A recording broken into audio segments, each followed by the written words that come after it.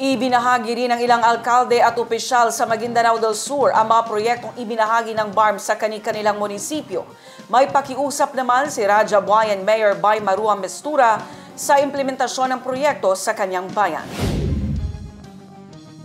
But hiling ko lang sana kung ma-reset itong election sa BARM. Paspasan sana yung mga naiwang mga project. Kasi ang laki ng pondo eh. Para kahit pa paano makita ng taong bayan na nandyan, nagpapakatotoo tayo. Napakalaki po ng tulong ng BARM sa lahat po ng mga munisipyo. But ang problema po, pagkarsada yan, nakakailang subcontract kaya hindi natatapos.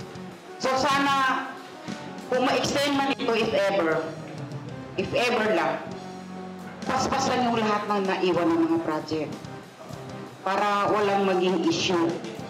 And after, kung magkaroon man tayo ng panibagong nakaupo dyan, hinulingin ko, ako na mismo, na sana with the sign of magkakaroon tayo ng MOA with the mayors. Kami na lang mag-implement kasi kaya naman namin eh. Basta nandiyan lang yung budget para dyan. Kasi ang bagal na mga project. Like for example, yung sinabi ni Dato Joe na nagbigay sila ng police station na building. Hanggang ngayon, hindi na turnover. Kasi ang daming kulang.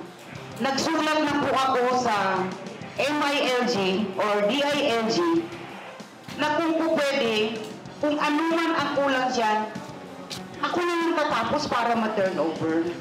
No? So, maganda rin ito na mapag-usapan pag meron na tayong bagong nakaupo dyan.